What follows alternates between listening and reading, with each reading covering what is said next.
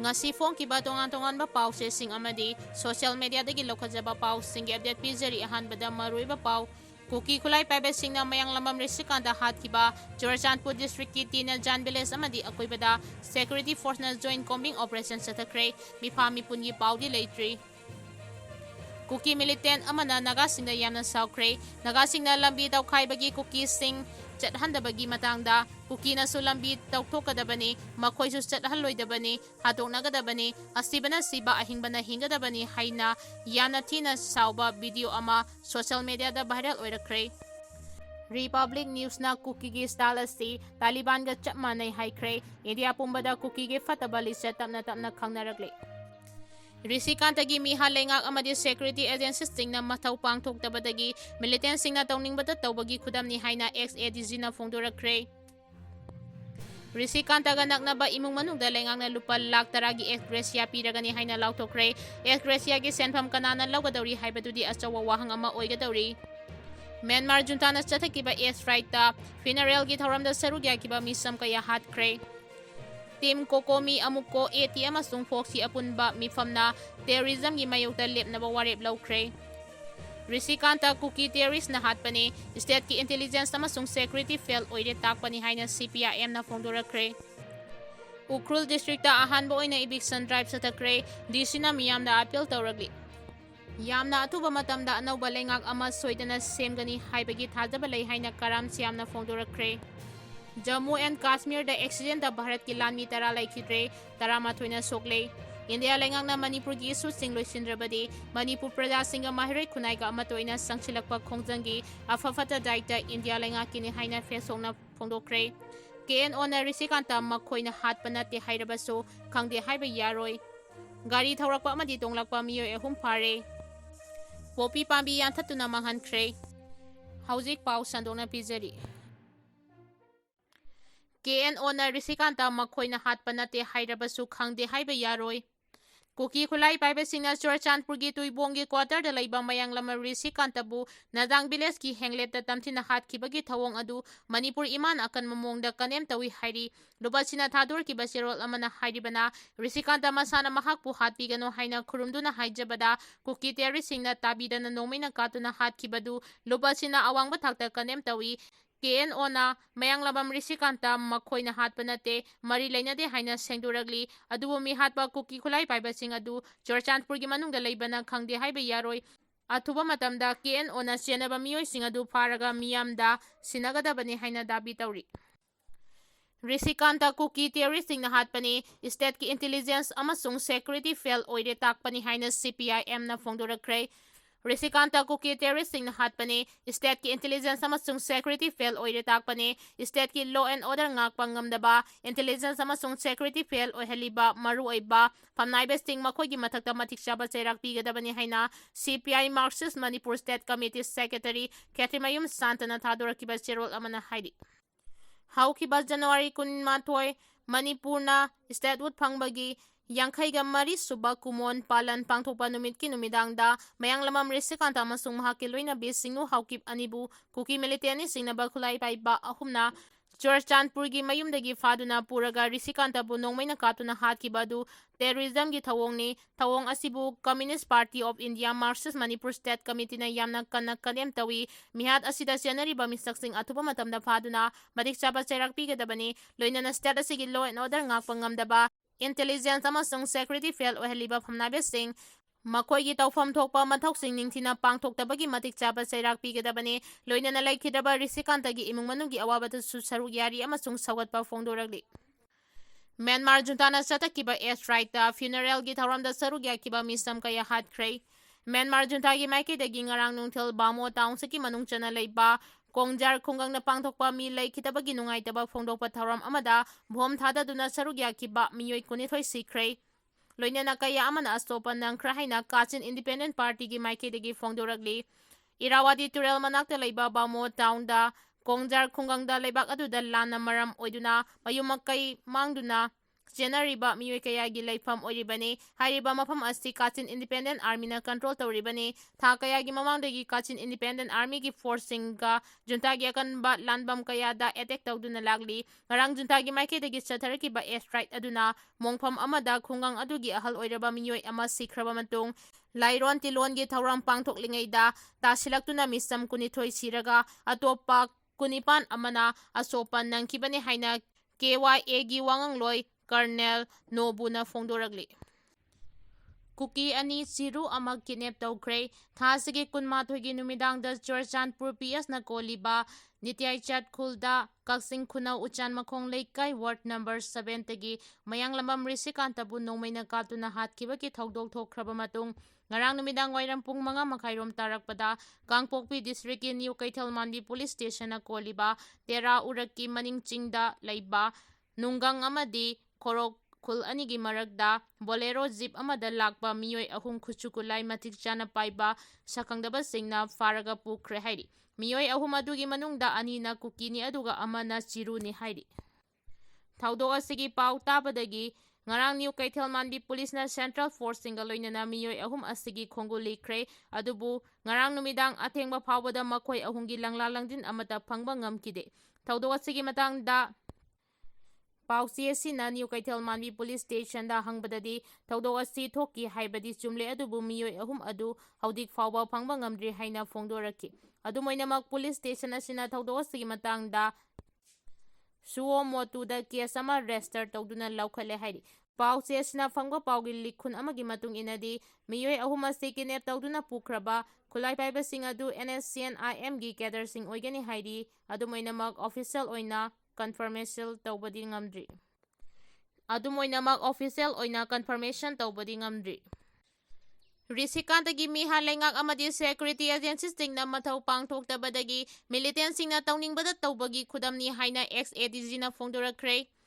mayang lambam risikanta sing habu pharaba matungda tamthina Nongmei Kapnaba hatkiba thawdok adu lengak amadi law enforcement agencies singna tawgadaba mathau tawdabadagi Kulai paiba militant singna marali jedraba miyangi mapunsi sananingba mawongda sanabagi khudam amani haina Border Security Force ki retired Additional Director General ADG na fongdoragli Leibak asigi news agency ama oiriba the Indian Express na mastak maming takthokningdaba BSF ki hanagi Additional Director General ADG na fongdorakpa wafam amada yumpham oiduna report tawragli report asigi matung ina mayang lamam risikantagi mihat India lengaka suspension of operation sugi khudek pinabada yaudaba United Kuki National Army UKNA nani haina tongan ba agency singna suspect tawri law enforcement agency singna mihat asida chenaba miyoy sing athuba matamda faduna ainggi oiba serak phanghananaba honadrabadi makhada na Manipurda thokliba conflicts asi amuka hena pakthok chawthoragloi hainingai leite haukiba chahi lising ani kulhumdoi gi me ahumdagi thorakiba Manipur gi conflict chahi ahum phadilakadawraba phawba asida risikantagi mihat asina irang asinga sisu lengak amadi security agency singna pangthokadaba masagi mathau ningthina pangthokte haiba takpani Ngasi fawba Manipurda muknariba community anigi marakta amatoina phaminaduna wari sananabagi platform ama authority singna pangthoknaba honaba leitri Manipur amadi Myanmar gi marakta hana thamlamba free movement regime FMR suspension da thamba amadi leibak anigi ngamkhai fencing khaba khaktana Manipurda thokliba irang asigi solution purakpa ngamloi Manipurda thokliba irang asibo loisinanaba honabada kwaidagi mathau taribadi miyangi marakta leiriba afaba makhalgi khusugalai sing adu security agency singna akhanana operation chataduna phagatpa tangai pade Manipurda thokliba conflicts asina maram oiduna ngasi fawba mayumakai thadokuna tongan ba relief camp singda sangdafam lauduna leiriba masagi yumda hanabagi akhanaba thawrang amata paikhatpasu lengaki mafamda ude haina fongdokre Yamna thuba matamda anoba lengak ama soidana semgani haibagi thadaba lei haina karam syamna fongdorakre Yamna thuba matamda Manipur gi anoba lengak ama semlagani haina miyamna hainaraba adudi soidana semgani haibagi thajaba adumak lei haina Ngarang Chanu Judo Academy Langthabalgi Judo Training Hall Sangabagi Thoramda Sarugyaba Lakiba Langthabal Kendra gi MLA Karam Siamna Paumi Singna sideline-da hangba wahangsingda phongdorakre. Mahakna makhatana haikibada Manipurda popular government leirabasu natraga PR lengak leirabasu hojik leiriba irang asida political solution ama puraktuna wari watai sanaduna negotiation ama tawdriba makai irang makhatana aduma makhatana chathakigani Manipurda anauba popular government laklagasu irang asi khudakta hekta thingba yaroi chatharagliba hojiki phibam trend ase yamna sathiba ama oina chatli anauba popular government laklagadi angama thakta wari watai sanaraga aikhoi nungsi sanana leiminabagi tangai fadaba leibana adomda oina mapung oiba thaudang piraga thabak tawrakpa matamda solution khara lakani haiba khali tahanadi hekta loishinba yaragani haibagi thajaba leite haina phongdoki. Team Kokomi Amuko ATM asung Fox ki apunba mifamna terrorism gi mayokta lepnaba warep lawkre. Kuki terrorist singna mayang lamam risikantabu Churchandpurda tamthina hat khraba matung Thadau NP Manipur Team Coordinating Committee on Manipur Integrity Kokomi All Manipur United Club Organization Amuko Arambay Tengol ATM asung Federation of Civil Society Organization Force ki lusing basing na sarug yaduna ngarang nongthil Imphal da mi phamama pangthokuna terrorism gi mayokta amato ina lepnaba amadi Manipur da ingtapa purang na bahot na minanaba achetpa warep lawkre haidi Thadau NP Manipur na thadurakiba serol amada ngarang nongthil Imphal da pangthokiba Timama sung lamdam asigi civil society organization singi apunba mifam aduna Manipur gi integrity unity amadi progress ki thabak singda singnaduna chatharakpa terrorism gi thawong gi mayokta punan leminanaba haina amuk hana amata warep lomina ki haidi Cherol chin hai haukiba sahi ani asida community gi marakta wakal taminaba amadi amana mubu mateng pangnabagi thabak lokhatuna lakpana ngasidi thadau community gi miyoi sing belly daning tamna chatningba mafamda chatuna akiba leitana leiba ngamle haibaga loinana thadau NP Manipur gi maike degi thadau amasung Meitei ani gi marakta makhatana nungsi sanana amana amabu mateng pangnaduna himinana bastu appeal tawragli loinana thadau community gi miyoi singna isagi asengba identity ngakna leinanaba amadi Kuki singi aranba agenda sing matam pumbada reject tawnaba wafam chu thamlagli Amaromda Churchandpurgi tuibongda leiba masagi nupigi mayumda faduna pukhraga mayang lamam risikantabu Nongmei Kapnaba hatkiba thawong timna kan mamongda kanem tawragli mayang lamam risikantana tuibongda leiba mahaki nupi sinu hauki ki yumda lakiba du mafam atuda operate tawriba Kuki National Organization Keno amadi Local Village Authority gi ayaba mangdongnana lawraga chatkibane haiba wafam chu thamlagli Risikantaga naknaba imung manungda lengangda lupa lakh 10 gi ex-gratia piragani lautokre ex-gratia gi senfam kanana lawgadawri haibadudi achauba wahang ama oigadawri Thasigi kunmathoi da Churchandpur district ki Najas village da Kuki khulai paibe singna hatopi khraba Kaksin khunau hizam uchal makhong leikai dagi mayang lamam risikantaga kwaidagi naknaba imung manunggi miyoida Manipur lengangna lupa lakh 10 gi ex-gratia piragani haina lautokre ngarang Manipur lenga ki commissioner cum secretary home and Asok Kumar na thokiba press release amada laikhidraba risikantagi imung manungda Thengnahoriba awabada thamoi sokna nungaitaba phongdokladuna imung manunggi awabada saruk yari loinana Manipur lenga ki maikeidagi risikantaga yamna naknaba imung manunggi miyoida lupa lakh 10 gi ex-gratia piragani haina lauthokkibani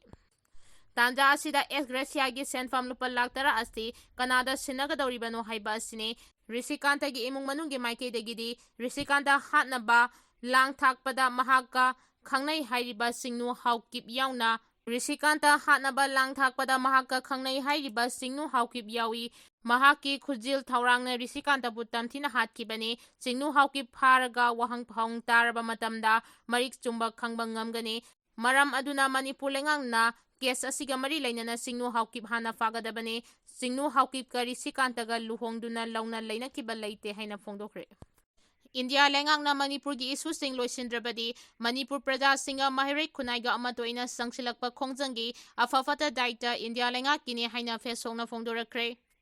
India lenga ka suspension operations su taunaraga amasung taunadana haibadi Fongna amasung Fongdana yokhatuna thamliba Kuki laloba singna kakching khunau uchan makhongdagi mayang lamam Tombi ki machanupa mayang lamam Rishikantabu haukiba January 18 gi numidang pung 10 khara helakpada miyoibagi minungsi amata yaudana Nongmei Kapnaba hatkibabu Federation Student Organization Kangla ipak fesokna thawai hakchang yauna yaningdaba phongdokpaga loinana India lengangna thausadaduna Manipur gi isu sing asibu lumna lauduna